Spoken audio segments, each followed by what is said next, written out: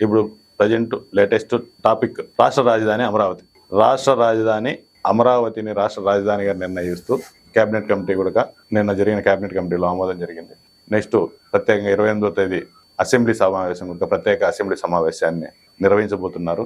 అసెంబ్లీలో తీర్మానం చేసి అంటే కేవలం రాజధాని అమరావతిని రాజధానిగా తీర్మానం చేసి అదే విషయం పార్లమెంట్కి పోయి ఏప్రిల్ 2వ తేదీ లోపల పార్లమెంట్ సమావేశాల్లో కూడా ఈ అంశాన్ని ప్రస్తావించి రాజధాని అమరావతిని నిర్ణయించే విధంగా జరుగుతుంది. దీన్ని ఏ విధంగా భావించవచ్చు? ఇది అన్నిటికంటే ఆంధ్రప్రదేశ్ ప్రజల యొక్క దౌర్భాగ్యం, అవమానం.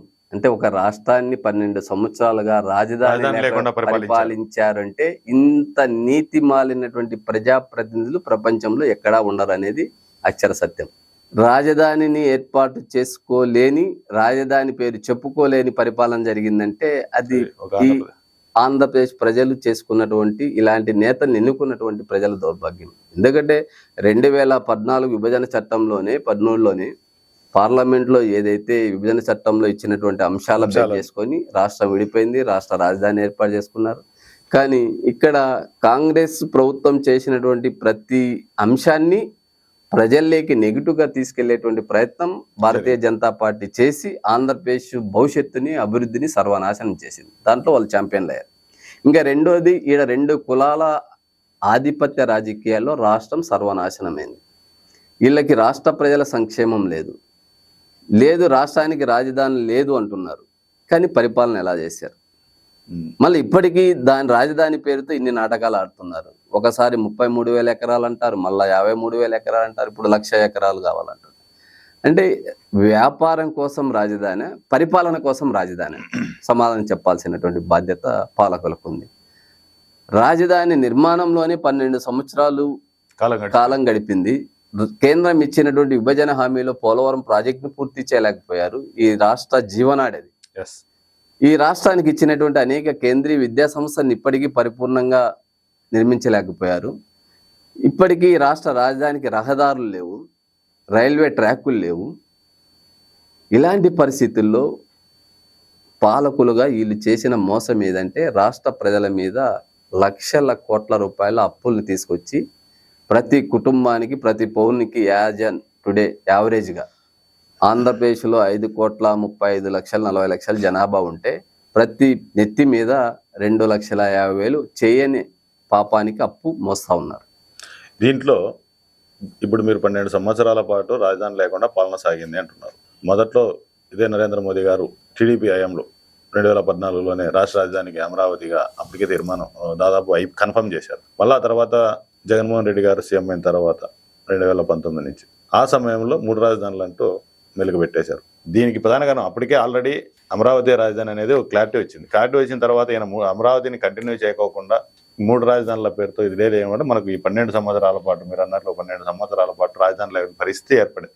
ఇప్పుడు తాజాగా అమరావతిని కన్ఫర్మ్ చేసి ఇప్పుడు పార్లమెంట్లో కూడా బిల్లు పెట్టాలనే పార్లమెంట్ సమావేశాల్లో దీన్ని ఆమోదం తీసుకోవాలనే ఉద్దేశంతో ప్రయత్నం జరుగుతుంది. ఇది ఒక మంచి పరిణామం అనుకోవచ్చు కదా. రాష్ట్రానికి ఏది జరిగినా మంచిదే, కానీ పాలకుల యొక్క నిర్లక్ష్యం వల్ల రాష్ట్రం అన్ని విధాలా నష్టపోయింది అనేది నా బాధ.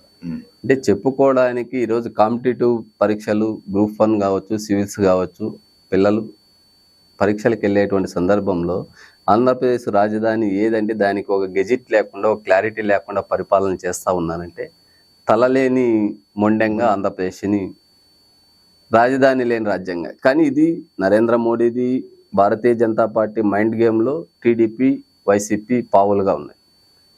కానీ జగన్మోహన్ రెడ్డిదే తప్ప, చంద్రబాబు నాయుడు తప్ప అంటే చంద్రబాబు నాయుడు గారు మొదట ఏదైతే 2014 ఆంధ్రప్రదేశ్ని అమరావతి రాజధానిగా ప్రకటించారు, అక్కడ అన్ని శాశ్వతమైనటువంటి నిర్మాణాలు. ఇప్పటికీ వేల కోట్ల రూపాయలు ఖర్చు పెట్టినటువంటి అసెంబ్లీ కావచ్చు, సెక్రటేరియట్ కావచ్చు, హైకోర్టు నిర్మాణం కావచ్చు, ఎప్పుడైతే మీరు తాత్కాలిక భవనాలు అని చెప్పి పరిపాలన స్టార్ట్ చేశారు, మిమ్మల్ని కూడా తాత్కాలిక ముఖ్యమంత్రి అని చెప్పి ప్రజలు భావించారు. మళ్ళీ ప్రతిపక్షంలో ఉన్న ఆ రోజు జగన్మోహన్ రెడ్డి గారు అదే అసెంబ్లీలో అమరావతి రాజధానిని యాక్సెప్ట్ చేసి మళ్ళీ వాళ్ళ భూసేకరణలో జరిగినటువంటి కుట్రను ఛేదించి ఇదంతా కూడా ఒక సామాజిక వర్గానికి ఆర్థిక సామ్రాజ్యాన్ని నెలకొల్పేటువంటి రాజధాని అవుతుంది కానీ ప్రజల రాజధాని కాదు అని చెప్పి ప్లేట్ ఫిరాయించాడు. అంటే కేవలం చంద్రబాబు నాయుడు సామాజిక వర్గానికి చెందినటువంటి వ్యక్తులు మాత్రమే భూములు కొనుగోలు చేశారు, పెట్టుబడులు పెట్టారు. పెద్ద ఎత్తున ఇక్కడ రాష్ట్ర రాజధాని అభివృద్ధి అయితే వారు కొన్ని వందల సంవత్సరాల సరిపడా ఆస్తుల్ని ఇక్కడ డెవలప్ చేసుకుంటారు అనేటువంటి ఒకే ఒక ఆలోచనతోనూ, అనుమానంతోనూ, భయంతోనూ జగన్మోహన్ రెడ్డి గారు ఆ రాజధాని డెవలప్మెంట్ కాకుండా 3 రాజధానుల పేరుతో డ్రామా ఆడారు. ఈ 3 రాజధానుల పేరుతో కూడా స్టాండ్ తీసుకోకుండా భారతీయ జనతా పార్టీ చేతుల్లో ఆయన మీద ఉన్నటువంటి క్రిమినల్ కేసులు, ఆర్థిక నేరాల్ని మాఫీ చేసుకోవడానికి వారు ఆడిన ఆటలో పావయ్యారు. అల్టిమేట్ గా ప్రజలు బలయ్యారు. కానీ ఇప్పటికైనా బాధ్యత ఉన్నటువంటి రాజకీయ పార్టీలు, మీరు కులాలను పక్కన పెట్టండి, మీ రాజకీయ పార్టీలను పక్కన పెట్టండి, మిమ్మల్ని ప్రజాస్వామ్యంలో ఎమ్మెల్యేలుగా, ఎంపీలుగా, మంత్రులుగా ప్రజలు ఎన్నుకున్న తర్వాత ఆ మంచి ఏదైతే ఉందో ప్రజలకు చేయండి. రాష్ట్రానికి రాజధాని, రాష్ట్రానికి రావాల్సినటువంటి కేంద్ర ప్రభుత్వం నుంచి మనకి రావాల్సినటువంటి ప్రతి అంశాన్ని ఇప్పుడు 28వ తారీఖు జరిగే అసెంబ్లీ సమావేశాల్లో ఈ రాజధాని పైన కేవలం రాజధానిని ఆమోదించడానికి కోసమే అసెంబ్లీని ఏర్పాటు చేస్తున్నారు, ప్రత్యేక అసెంబ్లీ సమావేశాన్ని నిర్వహిస్తున్నారు. దీనికైనా జగన్ అండ్ టీం వెళ్తుందని అనుకోవచ్చా? ఇప్పుడు ఒకసారి తీర్మానం అయిన తర్వాత ఆల్రెడీ 2014లో రాష్ట్ర రాజధాని పైన తీర్మానమైంది. అంటే ఇక్కడ ప్రజలు నాయకుల్ని విశ్వసించలేనటువంటి స్థితికి వాళ్ళే దిగజార్చుకుంటున్నారు. ఎన్నిసార్లు ఒకే అంశం మీద అజెండా పెడతారు? అది మీరు చేస్తున్నటువంటి మొదటి తప్పు. అంటే చంద్రబాబు నాయుడు కూడా ఇప్పటివరకు ఇది రాజధాని కాదు అనేటువంటి అపనమ్మకం. ఎన్నిసార్లు తీర్మానం చేస్తారు? నీకు పునర్విభజన చట్టంలో ఇచ్చినటువంటి హామీ మేరకు నువ్వు రాష్ట్రానికి రాజధానిని వెసులుబాటు చేసుకునేటువంటి సౌకర్యం ఆ రోజు ఏ ప్రభుత్వం అయితే ఉంటే ఆ ప్రభుత్వానికి ఉంటుంది. దాని మీద మీరు స్టాండ్ కాకుండా మీ యొక్క కుల రాజకీయాలకు, మీ కుట్ర రాజకీయాలకు రాష్ట్ర రాజధాని చుట్టూ ఉన్న ప్రజల్ని, రైతుని బలి చేస్తూ ఉంటే ఇప్పుడు మళ్ళా అక్కడ భూ సేకరణ కోసం రైతుల నుంచి కొనుగోలు ఇంకా 50,000 ఎకరాలు అడిషనల్ దానికోసం ఈ తీర్మానం తప్ప ఆల్రెడీ జరిగిన తీర్మానమే ఎనఫ్. అది చంద్రబాబు నాయుడా, రాజశేఖర రెడ్డి, జగన్మోహన్ రెడ్డి కాదు. ఒక్కసారి మీరు అసెంబ్లీలో ఏదైతే తీర్మానం చేశారో ఆ తీర్మానానికి కట్టుబడి కేంద్రం గెజిట్ ఇవ్వాల్సినటువంటి బాధ్యత ఉంది. కానీ కేంద్రం ఈడ 2 పిల్లులు ఒక కోతి చందంగా గేమ్ ఆడుతుంది. కాబట్టి ఇక్కడ మొత్తం ఆంధ్రప్రదేశ్ భవిష్యత్తుని సర్వనాశనం చేసింది కేంద్రంలో ఉన్నటువంటి భారతీయ జనతా పార్టీ. ఇల్లు నిర్మించుకోలేనటువంటి అసమర్థ పాలన చేస్తూ రాష్ట్రాన్ని ఏ విధంగా ముందుకు తీసుకెళ్తారు? ఈరోజు రాష్ట్రంలో ఒకడేమో 38 లక్షల ఇల్లు పేదలకు ఇస్తామంటాడు, ఇంకోడేమో 10 లక్షల ఇల్లు ఇస్తామంటాడు. మీకు కొంపలేదే ఇంతవరకు? రాష్ట్ర రాజధానిలో ప్రభుత్వ నిధులతో ఖర్చు పెట్టాల్సినటువంటి ఎమ్మెల్యేల క్వార్టర్స్, ఎంపీల క్వార్టర్స్, మినిస్టర్ క్వార్టర్స్, సచివాలయ సిబ్బందికి సంబంధించినటువంటి శాశ్వత నిర్మాణాలు 12 సంవత్సరాలైన ఏర్పాటు చేయకుండా ఒక ముఖ్యమంత్రికి సొంత నివాసం, అధికారిక నివాసం, మీరు బంగ్లాలు హైదరాబాద్లో ఉన్నాయి, బెంగళూరులో ఉన్నాయి, పులివెందుల్లో ఉన్నాయి, కడపలో ఉన్నాయి, కుప్పంలో ఉన్నాయి. ఇవి కాదు, ఎవరు ముఖ్యమంత్రి అయినా ఒక పబ్లిక్ సంబంధించినటువంటి ప్రభుత్వ ముఖ్యమంత్రి కార్యాలయం అనేటువంటిది, ముఖ్యమంత్రి నివాసం అనేటువంటిది లేకుండా మీరు పరిపాలన చేస్తున్నారు అంటే మీ అంత అసమర్థులు, మీలాంటి చేతగాని వాళ్ళు ఈ రాష్ట్రాన్ని పరిపాలించడానికి అనర్హులని నేను చెప్తాను. తాజాగా అసెంబ్లీల పెంపు పైన ఏ విధంగా భావించవచ్చు? అసెంబ్లీలు పెరగబోతున్నాయి, దాదాపు 263 చేరుకోబోతున్నాయి 175 నుంచి. భారత రాజ్యాంగం ప్రకారం ప్రతి 10 సంవత్సరాలకు ఒకసారి జనాభా దామాషా ప్రకారం అసెంబ్లీ, పార్లమెంటు స్థానాల సంఖ్య పెరగాలి. ఎందుకంటే ఆ ప్రజాప్రతినిధి ఆ ప్రజలకు అందుబాటులోకి ఆ ప్రాంతాన్ని అభివృద్ధి చేయడానికి పరిధి అనేటువంటిది, జనాభా అనేటువంటిది నిర్ణయించి దానికి ఒక ఎలక్టోరల్ మెంబర్ని ఏర్పాటు చేసేటువంటి వెసులుబాటు భారత రాజ్యాంగం మనకు కల్పించింది. కానీ ఈరోజు మన రాజకీయాలు ఎలా ఉన్నాయంటే కేవలం 543 మంది పార్లమెంటు సభ్యుల్ని 2024లో ఎన్నుకోవడానికి భారతదేశంలో జరిగినటువంటి అతి పెద్ద ఎన్నికల వ్యయం. ప్రపంచ దేశాల్లో ఈరోజు అమెరికా కావచ్చు, రష్యా కావచ్చు, జర్మనీ కావచ్చు, లేదా మనకంటే పెద్ద అంటే ఆర్థికంగా బలమైనటువంటి దేశాల్లో కూడా ఈరోజు అమెరికా 3 సార్లు ఖర్చు పెడితే 3 ఎలక్షన్లు చేయగలదు. మనకు జరిగినటువంటి 1,83,000 కోట్ల రూపాయలు 543 మంది పార్లమెంటు సభ్యులను ఎన్నుకోవడానికి జరిగినటువంటి ఖర్చు. ఇది భారతదేశం ఒకవైపు అభివృద్ధి చెందుతున్నటువంటి దేశం అంటా అన్నారు.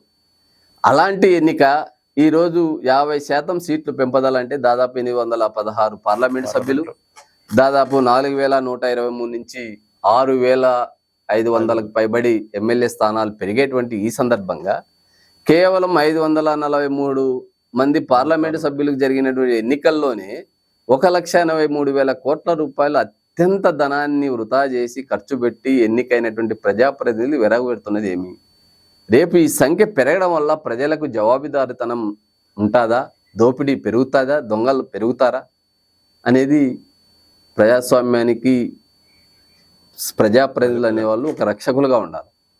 కానీ ఈరోజు ఈ జరుగుతున్నటువంటి అసెంబ్లీ పార్లమెంట్ ఎన్నికల వ్యవహారాన్ని చూస్తే కోట్ల రూపాయలు ఖర్చు పెట్టి ఎన్నికల్లో పోటీ చేసేటువంటి దుష్ట సాంప్రదాయాన్ని తీసుకొచ్చారంటే అది ప్రజలకి రేపు ఈ ప్రజాప్రతినిధుల వల్ల ఏం మేలు జరుగుతుంది అనేది ఒక భయం. నిజంగా ప్రజల కోసం, ప్రజాస్వామ్య పరిరక్షణ కోసం, రాజ్యాంగ వ్యవస్థల్ని పరిరక్షించడం కోసం, ప్రజల అభివృద్ధి సంక్షేమం కోసం ప్రజాప్రతినిధులు పనిచేస్తే ఈ పెంపుదల అనేది ఉపయోగపడుతుంది. చదువుకున్నటువంటి విద్యావంతులు కావచ్చు, రైతులకు సంబంధించినటువంటి వారు కావచ్చు, అన్ని రంగాలకు సంబంధించినటువంటి వ్యక్తులు ఎలక్ట్ అయ్యి ఆ సభల్లో చట్టాలు చేయడానికి అవకాశం ఉంటుంది. కానీ ఈరోజు పార్లమెంట్లో చూస్తే 95% వేల కోట్లకు ఎదిగినటువంటి పెట్టుబడిదారీ వ్యవస్థ అక్కడ ఉంది. అసెంబ్లీలో చూస్తే చివరికి భారతదేశంలోనే రాజధాని లేకపోయినా మాకు సంబంధం లేదు, అత్యంత ధనవంతుల జాబితాలో మొదటి స్థానంలో ఉన్న ముఖ్యమంత్రిగా మనం రికార్డు తీయచ్చు. ఎంత దోపిడీ జరుగుతుందో చెప్పండి. అంటే భారతదేశంలో ఉన్న 28 రాష్ట్రాల ముఖ్యమంత్రుల కంటే ఆంధ్రప్రదేశ్ తలలేని రాజ్యానికి ముఖ్యమంత్రిగా ఉన్నటువంటి చంద్రబాబు నాయుడు గారి ఆస్తి 980 కోట్ల రూపాయలంటే ఎంత పెద్ద ఎత్తున అవినీతి అనేది ఈ రాష్ట్రంలో జరుగుతుందో. కాబట్టి అవినీతి కోసం, అవినీతి పరుల కోసం శాసనసభ స్థానాలు, పార్లమెంట్ స్థానాలు పెరిగితే ప్రజాస్వామ్యానికి చాలా ప్రమాదం. ఇప్పటికైనా ప్రజలు ఆలోచించాలి. ఈరోజు మనం ఇన్ని సమస్యలు ఫేస్ చేస్తున్నాం, ఇన్ని కష్టాలు పడుతున్నాం. మనం తీసుకున్న ఓటు 500, 1000 రూపాయల ప్రభావం ప్రపంచ దేశాల్లో భారతదేశ ప్రజాస్వామ్యాన్ని తినేస్తాను, కాల్చేస్తాను, ప్రజల జీవితాలని విచ్ఛిన్నం చేస్తాను. ఇప్పటికీ మన ఆంధ్రప్రదేశ్ 13 జిల్లాలు, ఇప్పుడు 26 జిల్లాలు చూసుకుంటే ఏ ఒక్క ప్రభుత్వ ఆసుపత్రుల్లో స్ట్రెచ్చర్ లేదు, వీల్ చైర్లు లేవు, మందులు లేవు, డాక్టర్లు లేవు. వైద్యం అందక ప్రజలు అఘోరిస్తూ ఉన్నారు. అక్కడ కార్పొరేట్ విద్యా సంస్థలు, ప్రైవేటు వైద్య సంస్థలకు వెళితే ఆరోగ్యశ్రీ నిధులేమో వేల కోట్ల రూపాయలు ఖర్చు పోతున్నారు, దోచుకుంటున్నారు, అక్కడ వైద్యం లేదు. కాబట్టి ప్రజాప్రతినిధుల పర్యవేక్షణ లోపం అనేది ఇక్కడ స్పష్టంగా కనిపిస్తూ ఉంది.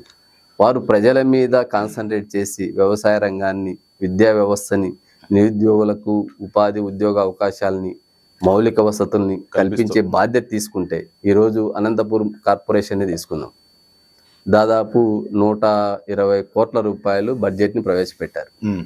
ప్రజల నుంచి 60-70 కోట్ల రూపాయలు పన్నుల రూపాయలు వసూలు చేస్తున్నారు. తాగే మంచినీరు అందలేదే ప్రజలకి. ఈడున్న 3 లక్షల కుటుంబాలకు మంచినీటిని అందించలేనటువంటి నిస్సహాయ స్థితిలో నగరపాలక సంస్థ ఉంది. శుద్ధి చేయని మంచినీరు అందించలేనటువంటి నగరపాలక సంస్థ ఉండి ఏం లాభం, లేకపోతే ఏం నష్టం? మళ్ళీ డీలిమిటేషన్లు అక్కడ కూడా మళ్ళీ వార్డుల సంఖ్య పెరిగేదట. అలాంటి పరిస్థితి రాకుండా ఒక వార్డులో కార్పొరేటర్ బాధ్యత ఏ విధంగా ఆ ప్రజలకి, ఇదంతా కూడా ఎందుకు మనకి డెమోక్రటిక్ సిస్టంలో ఒక పర్యవేక్షణ ఎందుకు ఉండాలంటే అధికారులకు, ప్రజలకు సమన్వయకర్తగా ప్రజాప్రతినిధులు ఉండాలి. కానీ సమన్వయకర్త కాకుండా బ్రోకర్గా ప్రజాప్రతినిధి వివరిస్తే అలాంటి ప్రజాప్రతినిధులు ఎందుకు అనేది నా భావన. కాబట్టి ఇప్పటికైనా ప్రజల్లో మార్పు రావాలా, నిలదీసేటువంటి గుణం చదువుకున్నటువంటి విద్యావంతులు, మేధావులు, కులంతోనూ మతంతోనూ సంబంధం లేకుండా, పార్టీలతో సంబంధం లేకుండా తప్పును తప్పు అని చెప్పేవాడు, ప్రజల కోసం నిలబడేవాడు ప్రజలకి నాయకత్వం వహించాలని చెప్పి నేను భావిస్తాను. అంటే అసెంబ్లీలు పెరిగిన సేవా గుణము, ప్రజలకు మేలు చేయాలని బానున్న వారు అసెంబ్లీకి వెళ్ళడం ఇంపార్టెంట్ అంటారు. ఎన్నికల ప్రక్రియ ఖర్చు తగ్గాల, సామాన్యులు ప్రజలకు సర్వీస్ చేయాలనే వాళ్ళు పెరగాల. లేదు కార్పొరేట్ దొంగలే వెళితే ఈ సమాజానికి ఇంకా అత్యంత ప్రమాదం, అంతకంటే ఏమీ లేదని భావిస్తాను. విద్యా వ్యవస్థలోనూ చాలా దారుణాలు చోటు చేసుకుంటున్నాయి. సేమ్ అమరావతి విషయంలో ఇటు చంద్రబాబు గారి పాత్ర, అటు జగన్మోహన్ రెడ్డి గారి పాత్ర, ఇద్దరు పాత్ర ఉంది. అమరావతి రాజధాని విషయం, రాజధాని లేకుండా 12 ఏళ్ల పాటు రాష్ట్రాన్ని పాలించిన చరిత్ర కలిగిందని చెప్పి నాగరాజు గారు చెప్తున్నారు. సేమ్ అదే సందర్భంలో వైద్యం కానీ, విద్య కానీ సక్రమంగా అందించే పరిస్థితి ఇప్పటికీ లేదని చెప్తున్నారు. ప్రధానంగా అసెంబ్లీ స్థానాలు పెరిగిన నీతివంతమైన విద్యావంతులు, ఇలా ఓ స్థాయి సేవాగుణం కలిగిన వ్యక్తులు ఆ అసెంబ్లీలోకి వెళ్ళడం వల్ల ఈ పెరిగిన దానికి సార్థకత చేకూరుతుంది. అసెంబ్లీలు పెరిగిన ఆ సంఖ్యకు సార్థకత చేకూరుతుంది అని నారాజు గారి అభిప్రాయం వ్యక్తం చేస్తున్నారు. Sir thank you sir. Thank you brother, ధన్యవాదాలు.